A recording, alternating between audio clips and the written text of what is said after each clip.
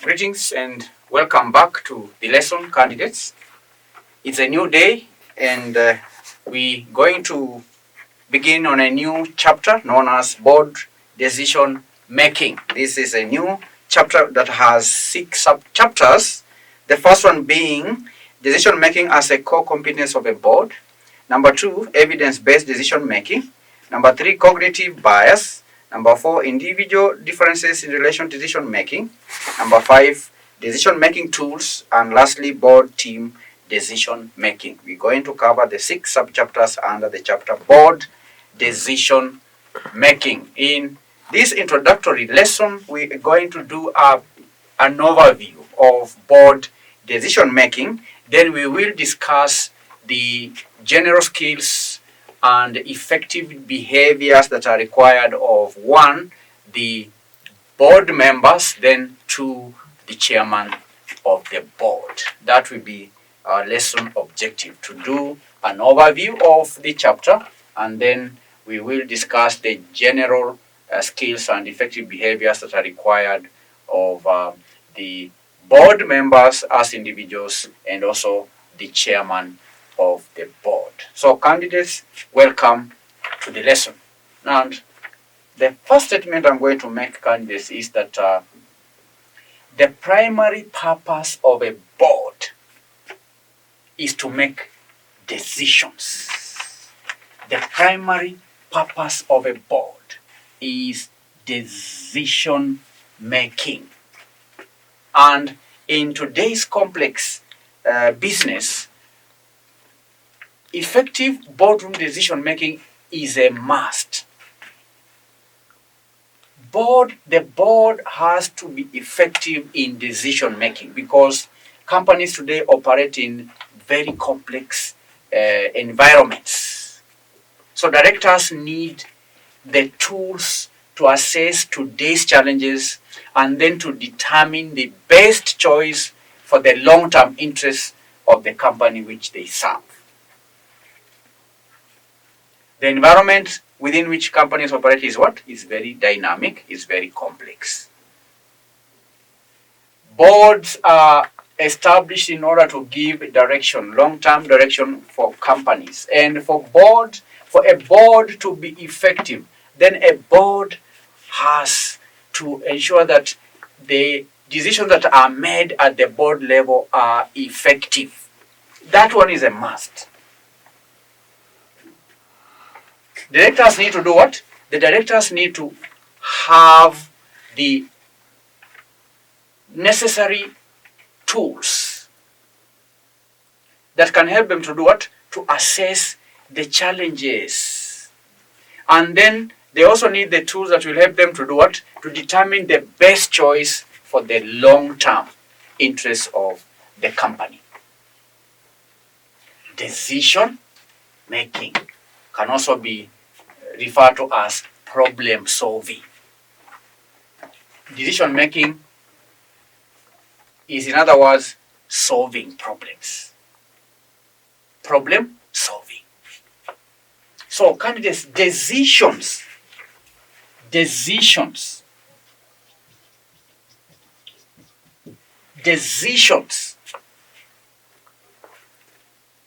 And when you are referring to decisions, we are referring to who makes the decisions?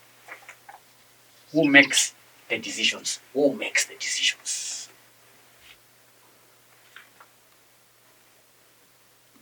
Then we are also talking about what is to be considered.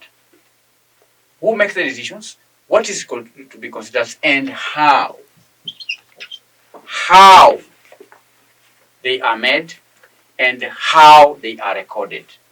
Decisions. Who makes the decisions? What is considered when making decisions? And how are the decisions recorded? Okay? How they are done what? How they are recorded. Decisions. And therefore, candidates,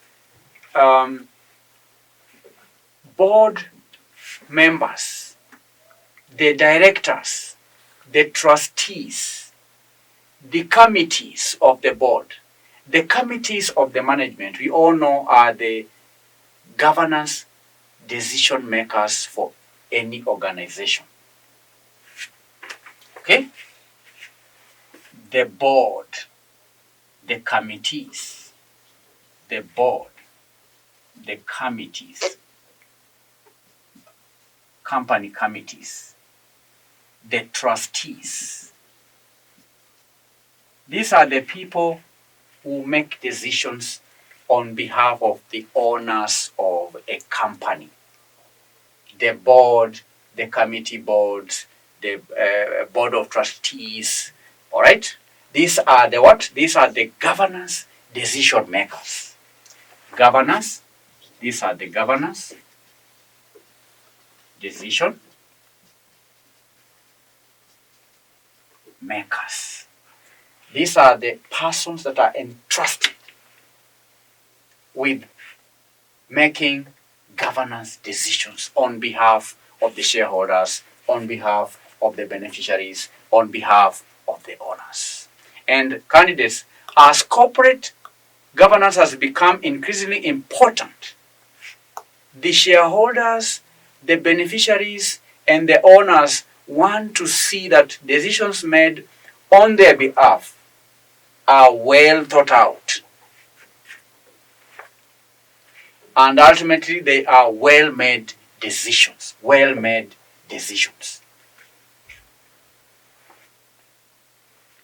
And we may also have other stakeholders, such as the funders, the local communities, the media. They also may have a major interest in particular board decisions.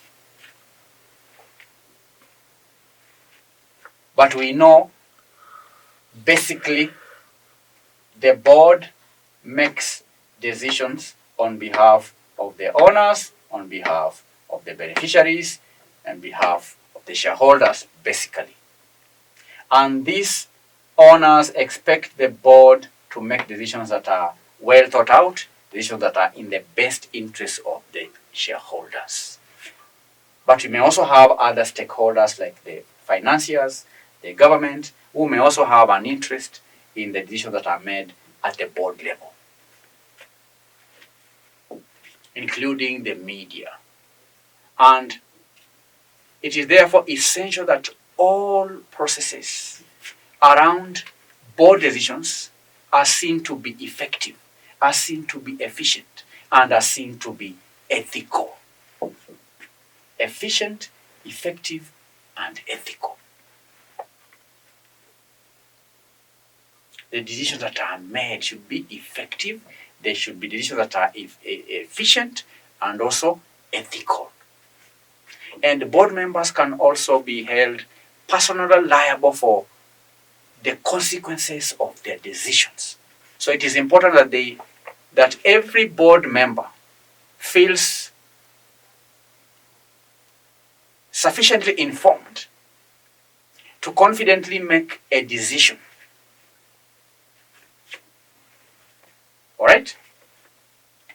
Before a board makes a decision, before a member of a board makes a decision, that member should ensure that he has the necessary information that will enable him or her participate in decision making, because a board member can be held liable for the consequences of their decisions. Do you understand? And we know, candidates, decision making is not just an art. It can also be a science. It's both an art and a science. And sometimes board members may be required to draw on their intuition as well as their experience when making a reasoned analysis. When making what? When making reasoned analysis. So decision making, I've said, is an art and is also a science. So candidates, if boards are required to make effective, efficient, and ethical decisions, then a board should have strong and robust approach to decision making. It should have what? It should have a strong and robust approach to decision making. Where a board has a strong and robust approach to decision making, then such a board will enhance its credibility and strengthen its transparency and accountability. And we know, candidates, that boards are likely to make decisions on vision. Boards are likely to make decisions on the vision of the company. Boards are also likely to make decisions on the policy. Boards are also expected to make decisions on strategic planning.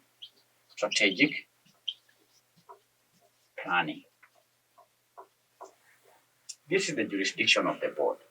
The board focuses on the long-term decisions like vision and visioning the future of the company, coming up with the policy, strategic planning, and so on. All right? Strategic planning. The board can also concentrate on annual budgeting. All right? Annual budgeting. But in large organizations, candidates, the board's decision-making role will be limited to strategic level issues, the long-term issues. Whereas the operational issues like the hiring contractors, buying plans are left to the management. And boards that operate effectively as strategic decision makers are able to provide the foundation for creativity, the foundation for innovation, and also improving the organization, find foundation for improvement in the organization. And effective decision making, candidates, is about moving from free and frank discussion to specific, measurable actions. Specific, measurable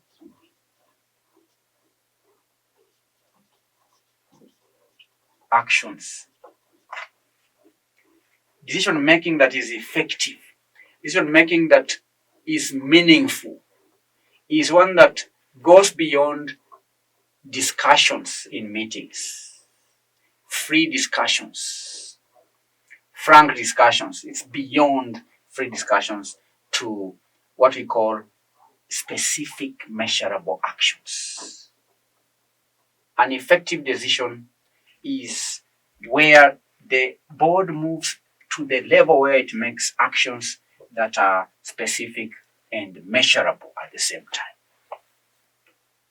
Now, we are now going to move into the other part of this lesson, which is the skills and the effective skills and behaviors that are expected of a board member, and this is in relation to decision making. Behaviors,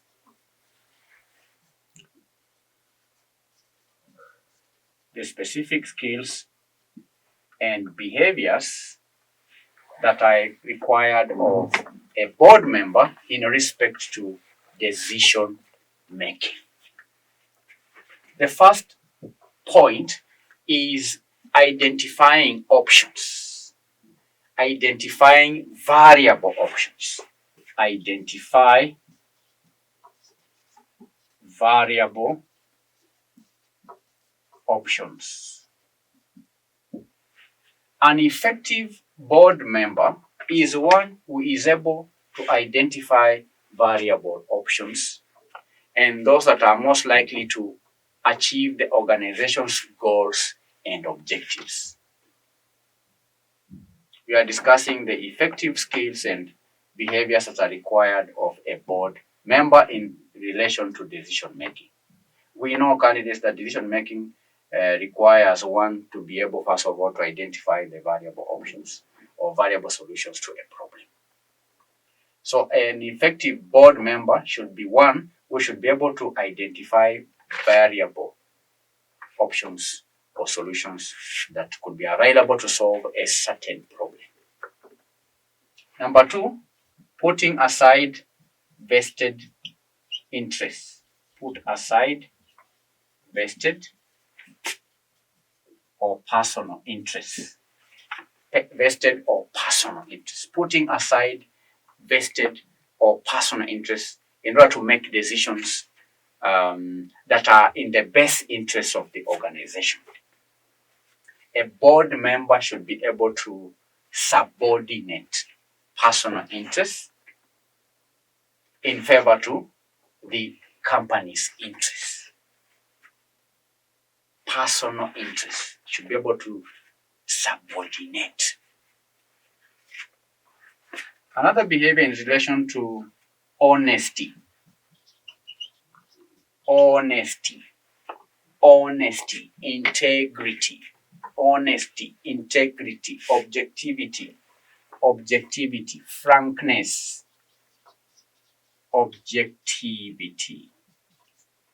frankness, fair dealing, openness, straightforwardness, right? A board member should be able to take decisions impartially, should be able to take decisions fairly, and also on merit, using the best evidence and without discrimination, without bias. That is a behavior that is required of a board member in relation to decision making. For integrity.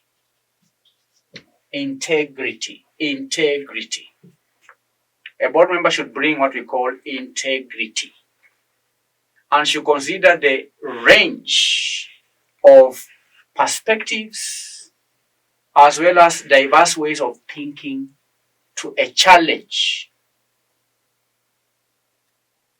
So, a board member is expected to act with integrity, to be able to consider the different approaches, the different perspectives, the diverse ways of thinking in order to challenge the status quo. A board member should reject assumptions and should take nothing for granted. That is a behavior that is required of a board member. Number 5, the fifth type of behavior is that a board member should identify when to seek advice. When to do what? When to seek advice. And this is the advice of an independent person. This could be the advice of a governance professional.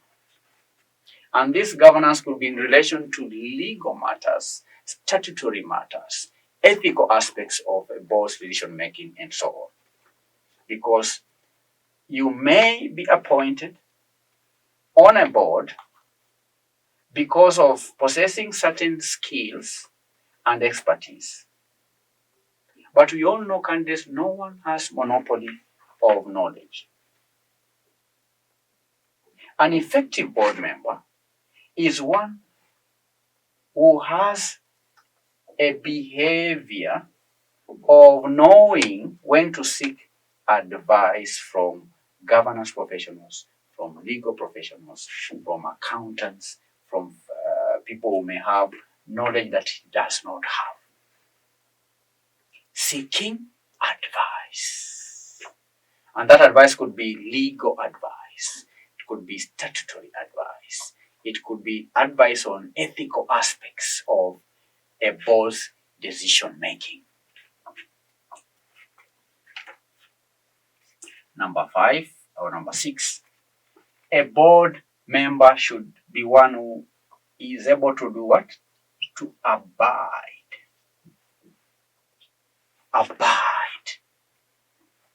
And this abiding is in relation to principles. Should be able to abide by the principles. It should be one who is able to abide by the principles of collective decision making. Principles of what? Collective decision making. Collective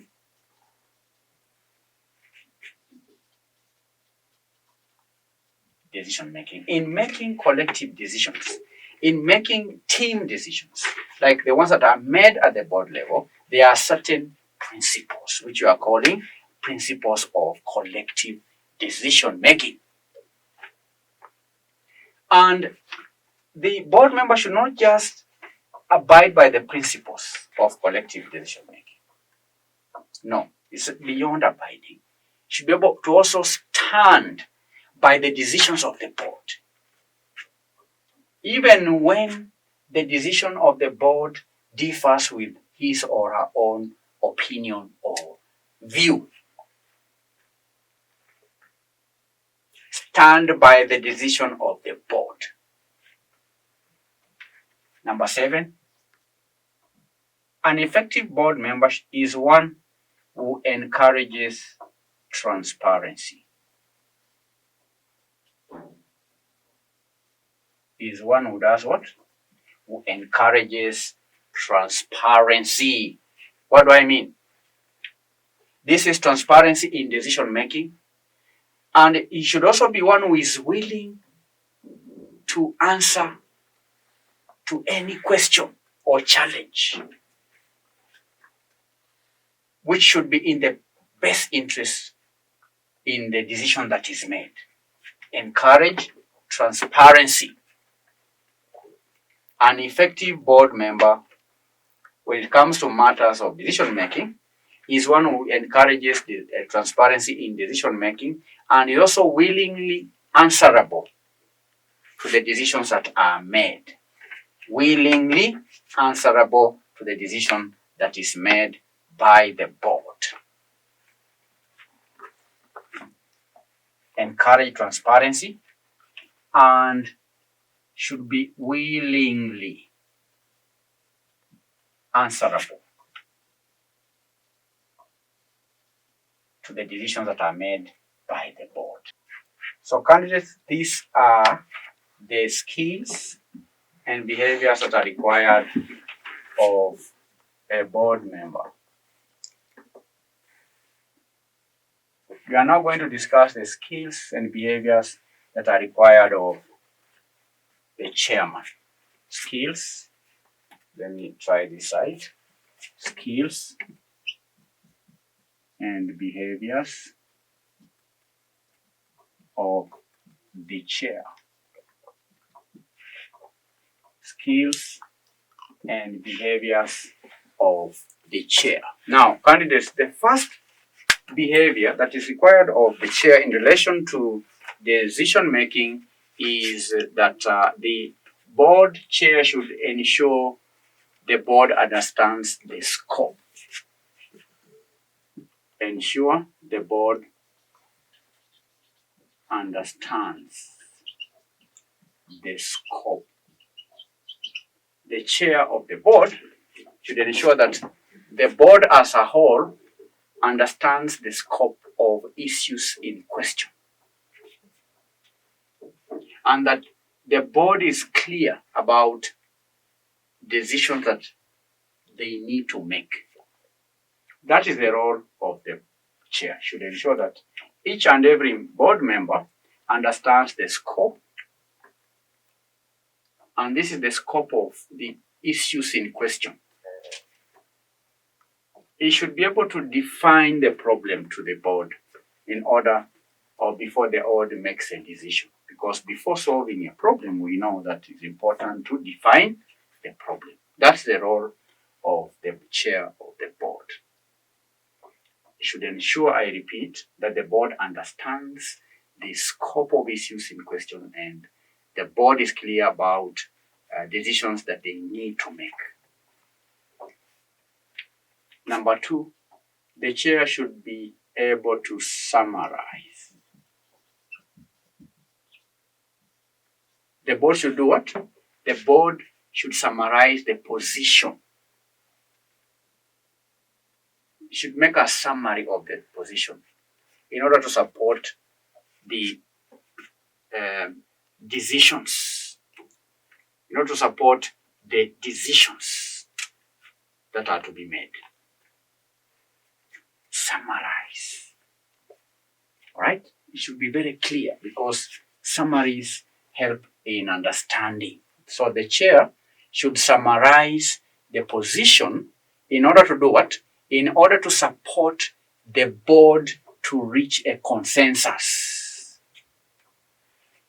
And that is necessary, especially where there are divergent views or opinions. The board chair should ensure that